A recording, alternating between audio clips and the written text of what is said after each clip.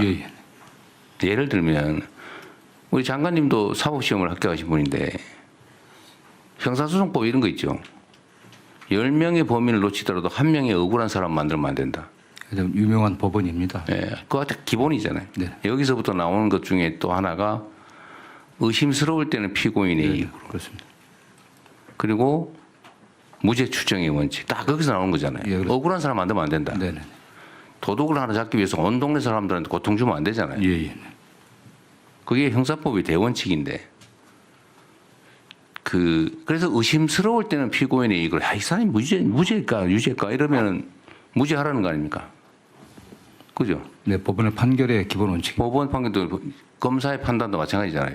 이거 혹시 무죄일 수도 있는데 무혐의일 수도 있는데 하면은 기소하지 말아라는 거 아니에요?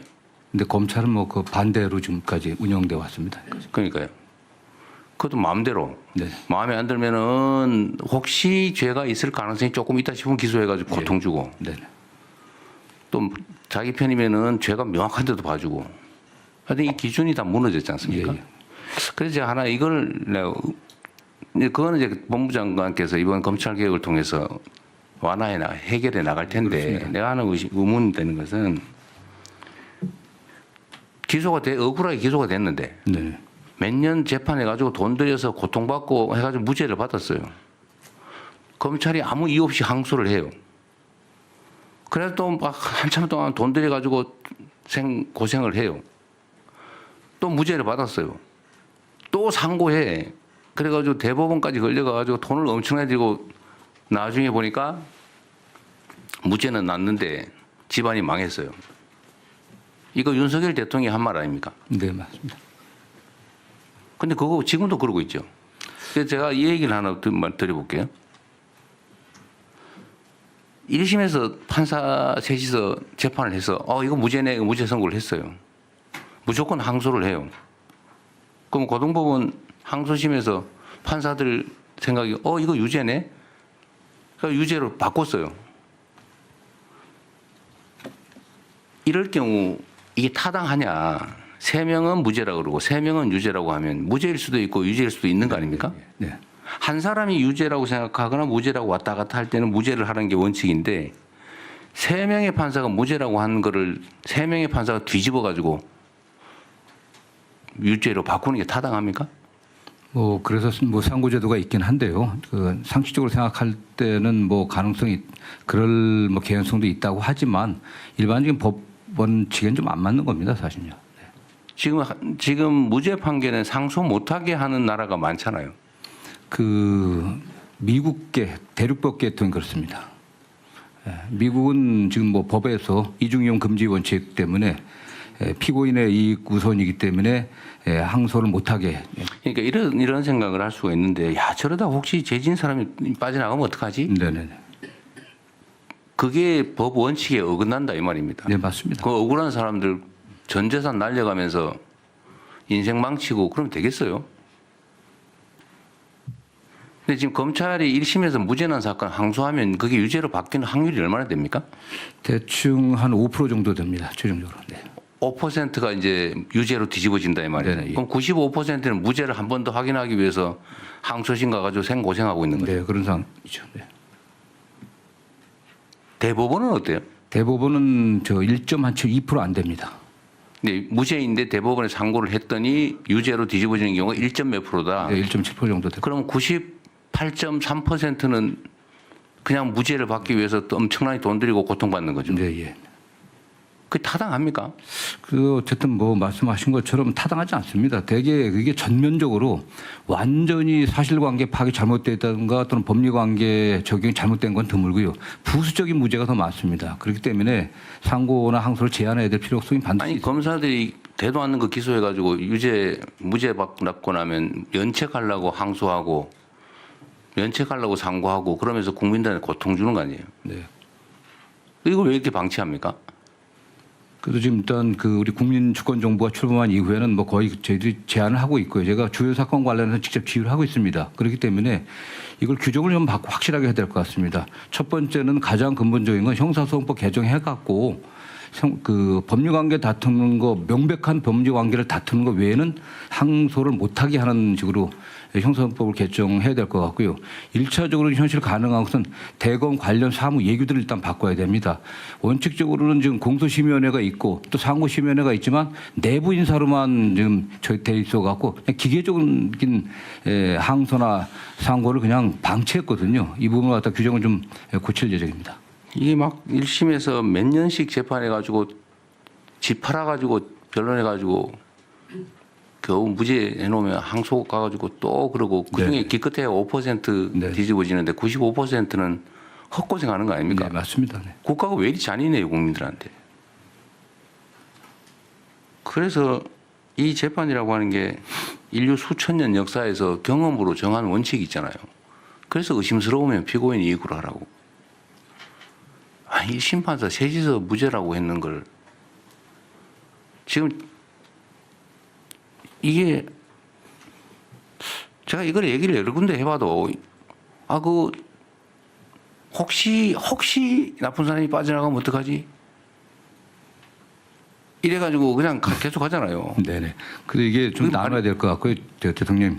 그 사건 같은 경우도 어떤 1심 합의부는 1년 이상 무기 사용 사건이거든요. 근데 이게 이제 살인죄라든가 또는 강력범죄, 성폭력범죄 같은 경우가 된 경우는 사실 피해자가 있고 국민들의 분노의식이 높기 때문에 저는 법을 좀 이게 사건들을 분류해 갖고 지금 말씀하신 것처럼 아주 중대하고 예외적인 경우들 빼놓고는 상소를 금지하는 경우는 입법을 추진하고요. 일단은 어쨌든 대통령님 취임한 이후에는 저희 검찰에서는 제가 일전 대부분의 중요 사건을 보고 받으면서 그런 방향을 좀 하고는 있습니다. 나는 중대 사건이든 경미 사건이든 억울한 사람 생기는 건 똑같다. 그게 포퓰리즘이잖아요. 네네. 사람들이 대중들이 흥분한다고 그 의문 사람 잡아가지고 특히 중대 범죄일수록 중형이잖아요. 예, 그 때문에 사실관계 문제하고 좀 법률 문제가 좀 나눠 갖고요. 저희도 지금 분석을 좀 시작하고 있습니다. 그 의문 사람 잡아다가 사형시킨 거 많잖아요. 네네. 그 죽은 사람 어떡할 거예요? 이제 와서 몇십 년 지난 다음에 무죄 선고하고 미안하다 그래놓고 또 그러고. 뭐 앞으로는 뭐 그런 일이 없을 것 같고요. 저희들이 억울한 과거에 사람은- 그 문제는 지금 대통령 취임 이후에 제가 과거에 그 관련된 과거사 사건들, 재심 사건들을 전부 항소 포기 내지는 진행되는 사건도 분석해 갖고 취하시키고 있습니다. 그런데 지금도 여전히 항소 남용한다는 얘기를 제가 최근에는 별로 많지 않습니다. 거의 없습니다. 그래요? 네네. 제가 직접 매일 사건을 체크하고 있습니다. 그 구체적 사건에 대한 구체적 지휘는 쉽지 않은 거긴 하더라도 이게 일반적 뭐- 지휘를 하든지 아까 말씀하신 네네. 대로 무슨 예규를 바꾸든지 판단의 검사들의 판단 기준을 좀 바꾸든지 이게 정말 1심 판사는 무죄, 2심은 유죄인데 만약에 이게 순서가 바뀌면 무죄 아니에요? 네. 운수 아닙니까 운수? 이게 말이 안 되잖아요. 그런데 대통령 이제 구체적 사건에 관련해서는 총장 통해서 지휘를 해야 되는데요. 실질적으로 이제 매일 그 검찰국 업무를 보고 받으면서 이제 구두 지시를 하고 있습니다. 매일요. 네. 잘하고 있다는 게 다행이긴 한데요. 좀 시스템으로 좀 예, 이게 훌륭한 제도적으로- 법무부 장관 바뀌면 또 바뀔 수 있잖아요. 아니 그 제도적으로 해서 규정들을 다 바꾸려고 하고 있습니다. 그러십시오. 그걸 좀 준비해 주시고요. 네, 나머지 준비된 거 하시죠. 행안부 보고 계속해 주시죠. 예, 행안부 장관 윤호중입니다. 예, 준비된 그 요약본 2페이지를 중심으로 보고드리겠습니다. 국가정보자원관리원 화재 수습 상황 및 향후 계획입니다. 먼저 화재 개요에 대해 간략히 말씀드리겠습니다. 9월 26일 금요일 20시 15분 발화한 불이 27일 18시 완진되었습니다. 피해 현황은 화재 발생한 7-1 전산실은 전소되었고 이를 포함한 모든 전산실에 647개 시스템이 중단되었습니다. 대응 경과를 말씀드리겠습니다. 화재 직후 장애 발생 상황을 인지하고 비상근무 체제로 전환하여 긴급 지시사항을 전파하였습니다. 이길 다음 날 오전 8시 10분부로 상황 판단 회의를 거쳐 위기경보 심각 단계 발령 중대본 가동 중입니다. 다음은 장애 복구 계획에 대해 말씀드리겠습니다. 먼저 2층에서 4층까지 전산 장비는 재가동 가동 여부를 확인하며 복구 중이고 5층에 위치한 분진 피해를 입은 7, 8 전산실은 분진 제거 후 재가동할 계획입니다. 또 전소한 5층 7-1 전산실에 96개 시스템은 대구 센터로 이전 후 가동할 계획입니다. 다음 페이지입니다. 구체적인 복구 사항과 향후 계획을 말씀드리겠습니다. 선제적으로 가동 중단했던 551개 시스템은 피해가 적은 1에서 6 전산실 2층에서 4층입니다. 시스템부터 재가동이 시작되었습니다. 오늘 04시 기준으로는 82개 시스템이 복구 완료되었고 1등급 시스템의 경우는 55.6%에 해당하는 총 36개 중 20개가 복구되었습니다. 분진 피해가 발생한 7, 8 전산실은 5층입니다. 10월 12일 완료를 목표로 분진 제거 작업에 들어갔습니다. 화재로 전소된 7-1 전산실 내 96개 시스템은 대구 센터 내 민관 협력형 클라우드로 이전 추진 중입니다. 자원 풀을 구축하고 기존 유휴 자원을 활용해 10월 1일부터 업무 프로그램 이전을 시작할 계획입니다. 이번 화재와 관련된 647개 시스템에 대하여 목록뿐만 아니라 등급 또 전산실별 위치 등을 오늘 공개할 예정입니다. 국정자원관리원의 엔탑스라는 정보 시스템을 운영 관리하는 시스템 또한 이번 화재로 장애가 발생해서 최종적으로 명확한 시스템 정보를 취합하느라 공개까지 다소 시간이 걸린 점 양해해 주시기 바랍니다. 앞으로 각 시스템의 복구 상황을 직접 국민들께서 확인하실 수 있도록 투명하게 공개하겠습니다.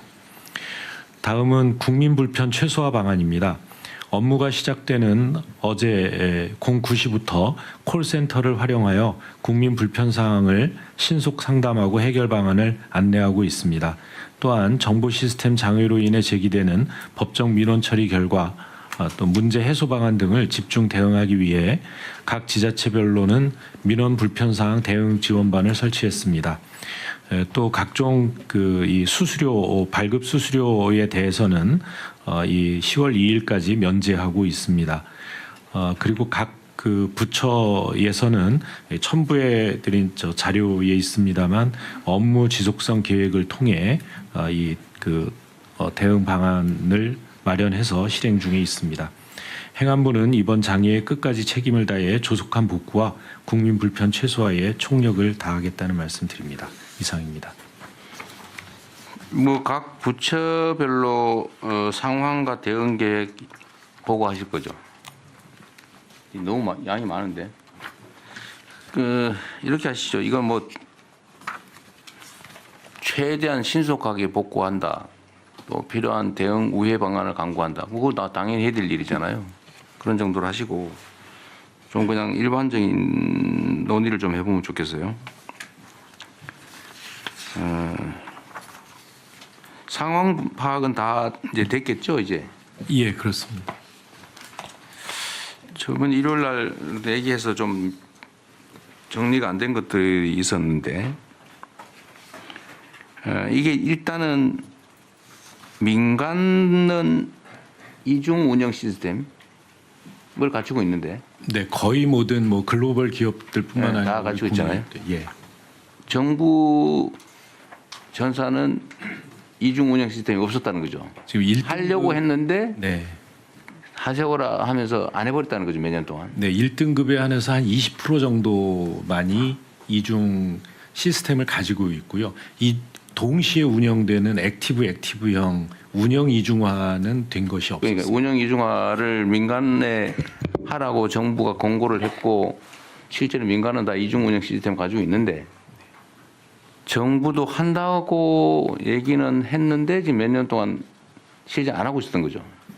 한다고도 얘기했고 매년 감사원의 지적이 있었는데도 그러니까요. 시정되지 않았습니다. 그러니까 이게 지금 상상하지 못할 일이 실제로 벌어졌기 때문에 아까 제가 그 말씀드렸던 거고요. 이런 게 여러 영역이 있을 수가 있습니다. 오히려 유지 보수에 의해서는 삭감해 왔다는 거잖아요. 계속 줄여왔다는 거잖아요. 하나 더 만들어야 될 상황인데 어쨌든 그런 문제가 여러 군데 있을 수 있고 이 지금 이제 복구는 하되 어쨌든 언제 일이 또 벌어질지 모르니까 그 이중 운영 시스템을 정부의 자체로 만들든지 아니면 민간과 협업해서 만들든지 가능한 방안을 좀 찾아서 지금 이제 예산은 이미 내놓긴 했지만 필요하면 국회 심의 과정에서 증액을 하든지 신설하든지 네. 필요하면 뭐 예비비로 하든지 네. 해서 최대한 빨리 시스템을 동시에 하십시오. 이거 복구하는 거 복구는 해야 되잖아 당연히. 그리고 소위 듀얼 시스템을 만드는 거. 네, 지금 그거는 네. 별도로 팀을 만들든지 해서 준비를 하십시오. 네. 아까 가계부 이거 어디서 하기로 했죠? 하정수 수석이 AI. 맞다. AI 인공지능위원회에서 하기로 했습니다. 네, AI 전략위원회에서 진행하기로 결정했습니다. 어쨌든 그거는 최대한 신속하게 이제 복구하는 것 말고 시스템을 정비하는 거를 신속하게 동시에 네. 진행하도록 하십시오. 네, 동시에 신속하게 진행하겠습니다. 그리고 현재 복구가 지금 이 순간까지 몇 개나 됐어요? 예, 지금 그 82개 돼 있습니다. 82개.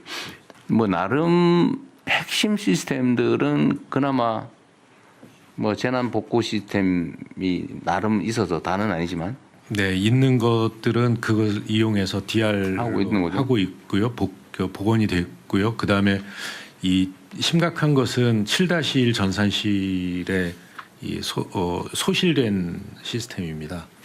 그래서 아직 그 36개 중에 20개까지밖에 복원을 그러니까 중요한 시스템에서는 그밖에 못 하고 있습니다. 그러니까 황당한 거죠.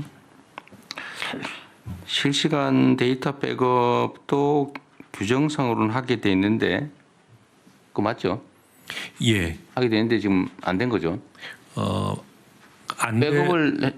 백업을 해서 그 자리에 놔두는 거 말고 네네. 온라인으로 다른 곳으로 즉시 소산하기로 돼 있다면서요? 네, 그 그걸 안 한 거잖아요 지금. 예, 그 다른 곳에 온라인 소산이 있고요. 그다음에 오프라인 소산이 있는데 온라인 소산은 주 단위로 하고 있었습니다. 아니 그러니까 내 말은 실제로 그렇게 엉터리를 냈다는 거 규정이 어떻게 되냐고. 네, 규정상 규정상에 즉시 하게 돼 있잖아요. 그 메일 증분은 지금 신규 데이터는 즉시 즉시 예. 백업해서 즉시 온라인으로 다른 곳으로 네네. 소산한다. 네. 전체 전체 데이터는 일주일에 한 번씩 한다. 그렇게 예. 규정이 그렇게 돼 있다면서요. 예. 근데 그렇게 안 한 거잖아요. 네네, 그렇습니다. 그러니까 이게 요거를 참고를 해서 어쨌든 아까 말씀드린 다른 제도 시스템도 매뉴얼대로 하고 있는지 매뉴얼은 있는지 해보라는 겁니다. 이 매뉴얼은 있는데도 안 지킨 거예요 실제로. 이게 복구가 어렵지 않습니까? 아예 영구적으로 데이터가 소실돼 버린 경우도 지금 있는 거 아니에요? 아예 없어져 버린 거. 그렇게 보여집니다.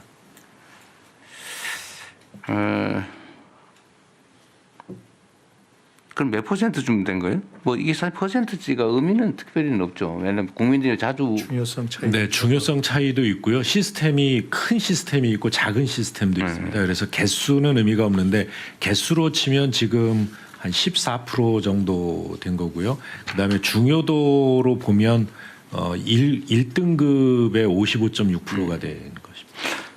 지금 각 부처들 이제 보고 준비해 놓으셨는데 그냥 그러면 이렇게 할게요. 한번 자 국무총리실은 현재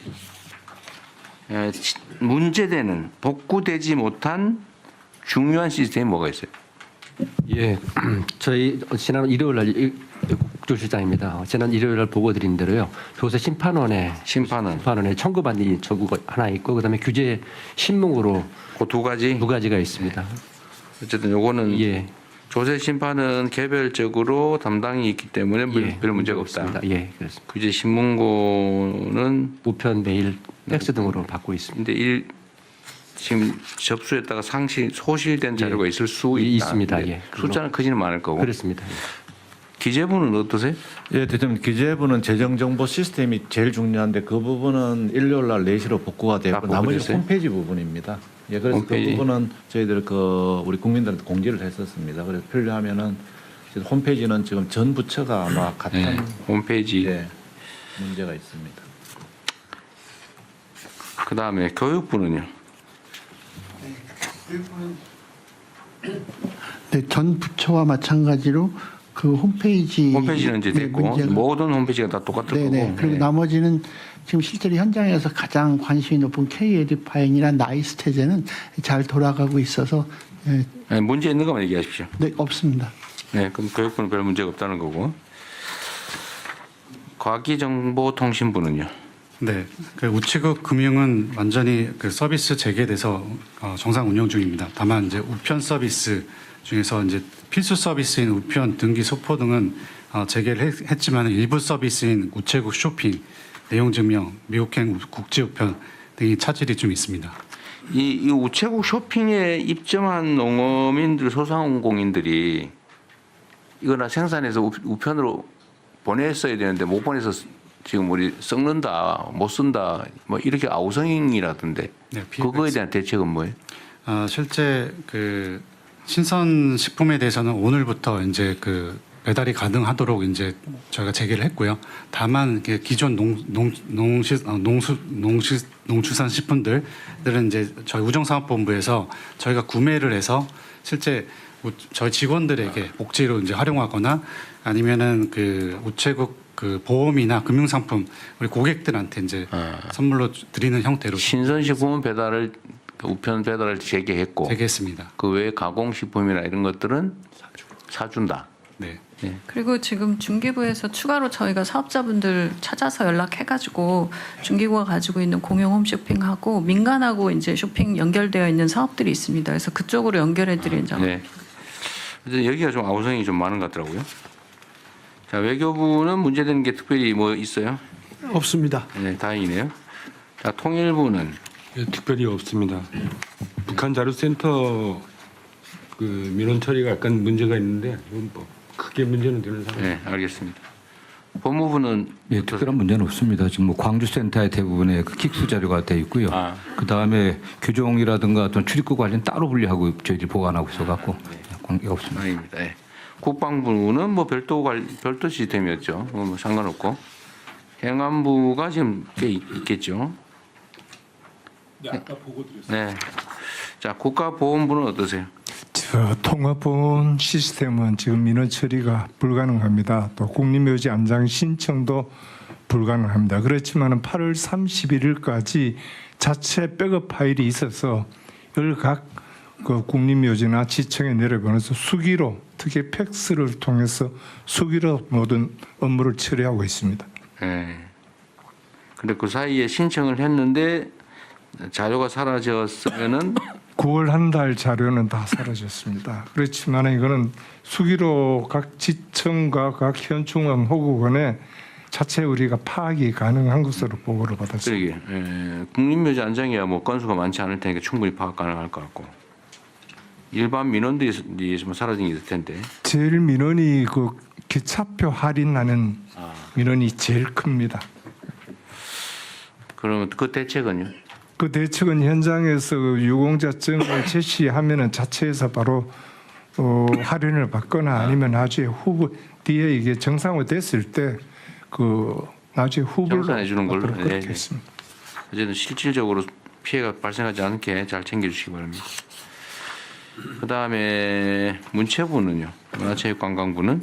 네, 문체부는 35개 서버가 지금 중단이 되어 있는데요. 공직자 통합 메일은 복구가 완료돼서 정상 서비스하고 있습니다.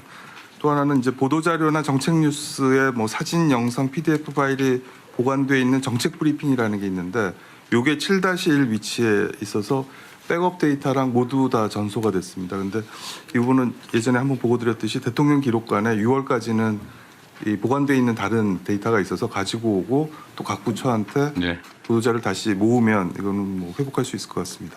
알겠습니다.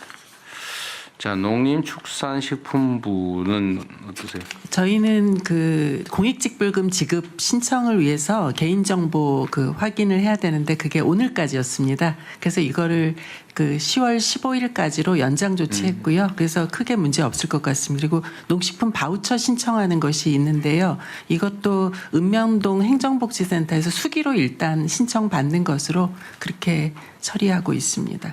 예. 업무에 심각한 장애가 생기지 없습니다. 않으죠? 저희는 광주센터를 이용하고 있었습니다. 예. 이번에 광주가 큰일하네.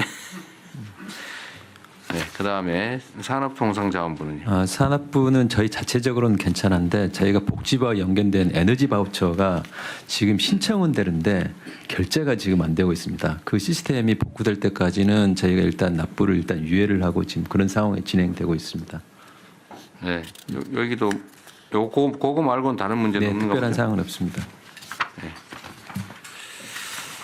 그다음에 보건복지부는 어떠세요? 네, 복지부는 49개가 중단됐는데 현재 14개가 복구되고 35개가 아직 복구 중에 있습니다. 문제가 되는 거는 전소된 시스템인데요. 아래 그 별표에 보시면 사회서비스 전자바우처 시스템이 작동이 안 되고 있습니다. 근데 이용에는 문제는 없는데 바우처를 서비스를 제공하는 기관 한 2만 개에 대해서 저희가 그 바우처 비용을 지급을 해야 됩니다. 그래서 열흘 단위로 지급을 하고 있는데 한 1,400억 정도 돈을 지급을 해야 돼서 추석 전에 수기로 지급을 하도록 그렇게 지침을 내려서 준비하고 있습니다.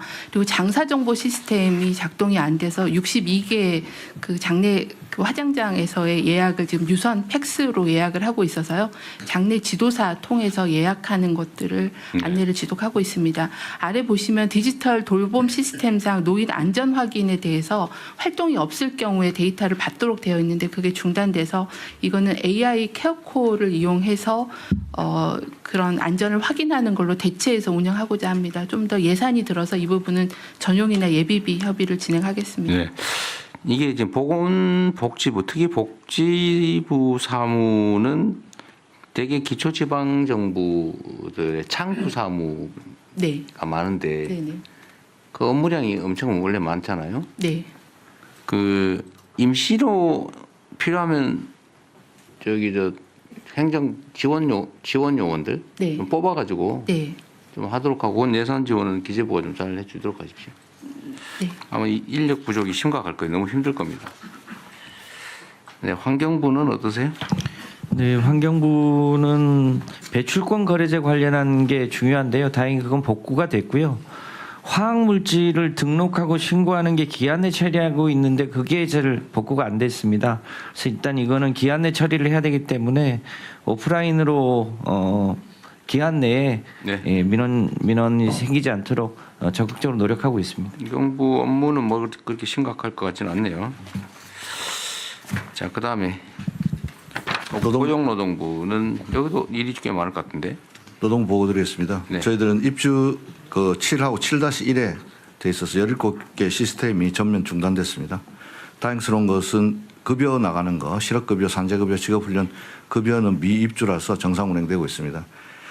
입주되어 있는 시스템 중에 중요한 것은 노동 산안 분야 감독 사건 처리 시스템인데 이게 모두 전면 중단되었습니다. 그래서 일단 수기 처리하고 방문 팩스 등으로 하고 이렇게 진행했습니다. 만약에 업무 프로세스를 보니까 사건이 만약에 백업이 안 됐다면은 이제 문제가 되는데 대부분 다 이제 사건이 접수되면은 설람 결제를 받아야 되기 때문에 종이로 현출해 놓았다고 하는데 화재 직전에 된 것들에 대해서는 지금 현재 확인이 불가능한 상황입니다. 그래서 지금 현재 조치하는 것은 다른 것은 괜찮은데 추석 앞두고 체불임금 신고라든지 이런 것들이 전자로 안 되기 때문에 방문할 수밖에 없는데 그래서 저희들이 지방청별로 대표 메일을 공개해 가지고 혹시나 전자가 안 되더라도 메일로 접수할 수 있도록 하고 상담 시간도 연장해 가지고 1350 모바일 상담 창구를 확대했습니다. 만약에 데이터가 화재 직후로 유실되었을 때는 적극적으로 안내해서 재조사도 불가피하다는 사실도 당사자에게 사전 공지라고 해놨습니다. 네. 일이 많을 줄 알았더니 의외로 좀 다행이네요. 자, 여가부는 어떠세요? 네, 여성가족부 소관 정보 시스템 모두 광주센터 입주에 있어서 현재 웹사이트 접속을 비롯해서 모두 정상 작동 중입니다.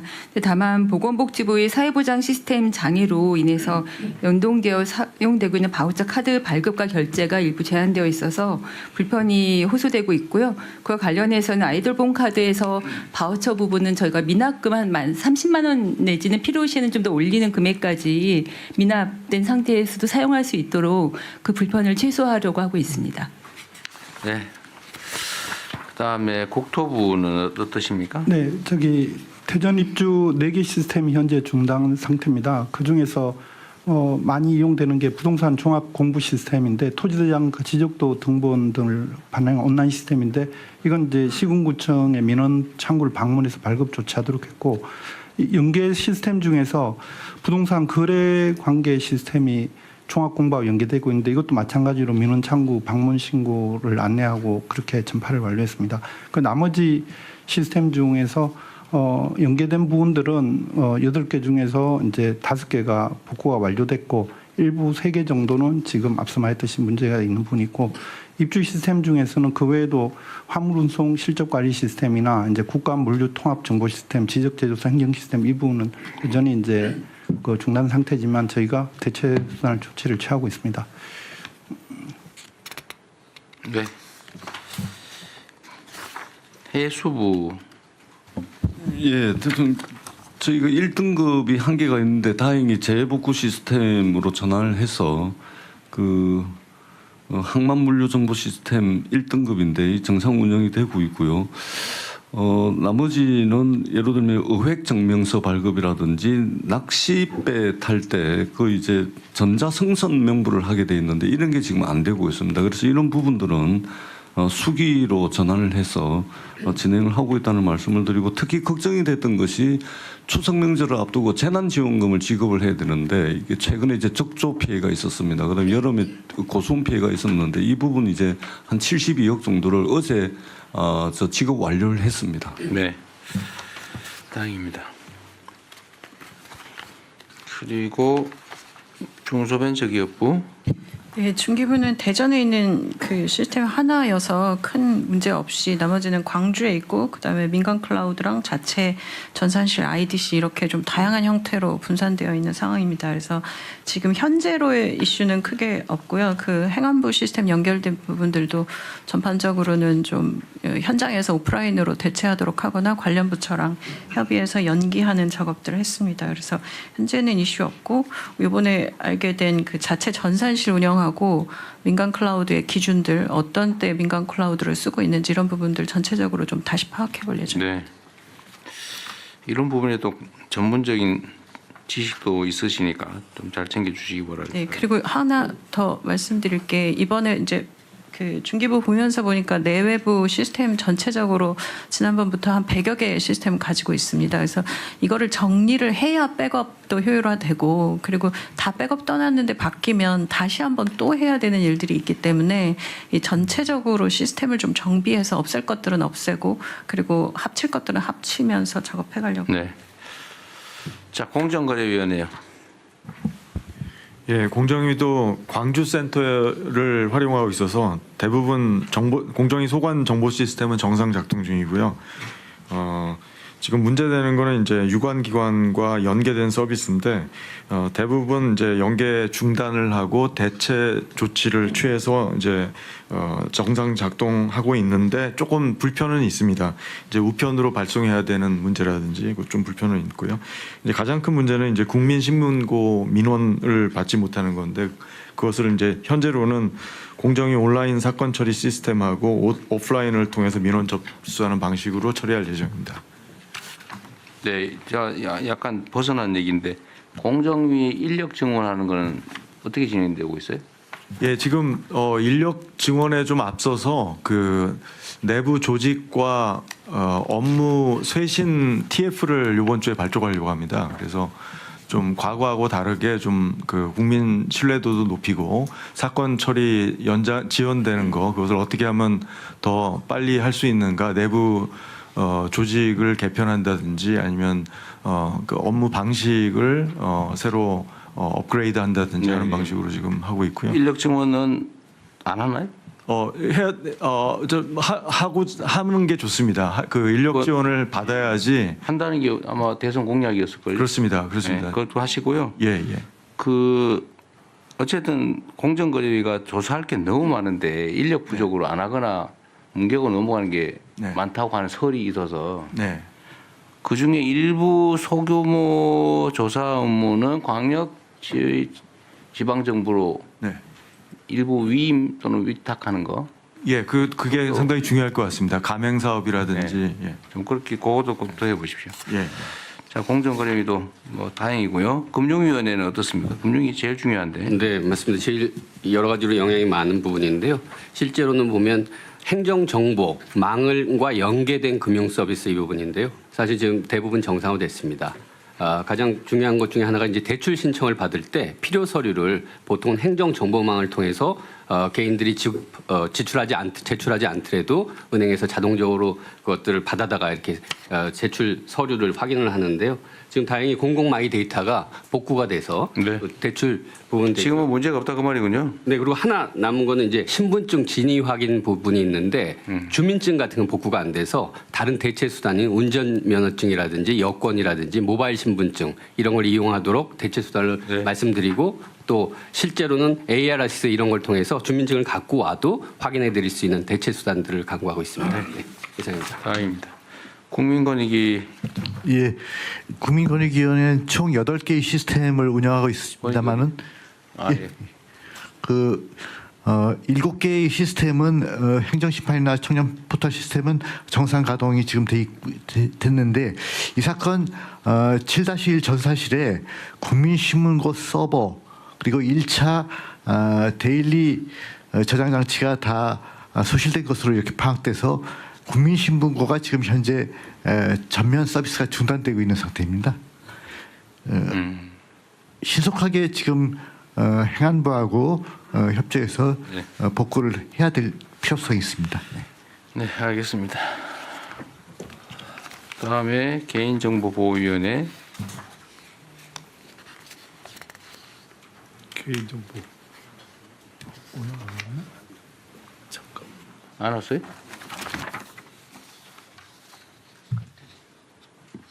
오늘 참석을 못했습니다. 그 대리 참석도 안 오늘 대리 참석이 없네. 이게 원래 임의 출석 기관이라 대리 참석은 안 하는 모양인데. 예, 서면으로 잠깐 보고 넘어가겠습니다. 네, 불참하셨습니다.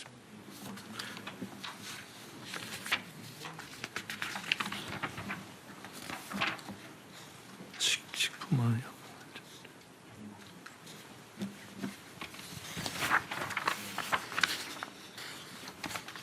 네, 다음에 식품무약공안전처.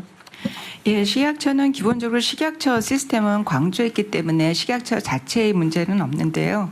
그 권익위에서 하는 국민신문고가 이제 저희가 민원이 한 6만 개 정도 들어옵니다. 그래서 직원들이 토요일 날 좀 밤을 새서 새로 식약 국민신문고 사이트를 개설을 해가지고 월요일부터 식약 국민신문고로 이제 민원을 받고 있고요.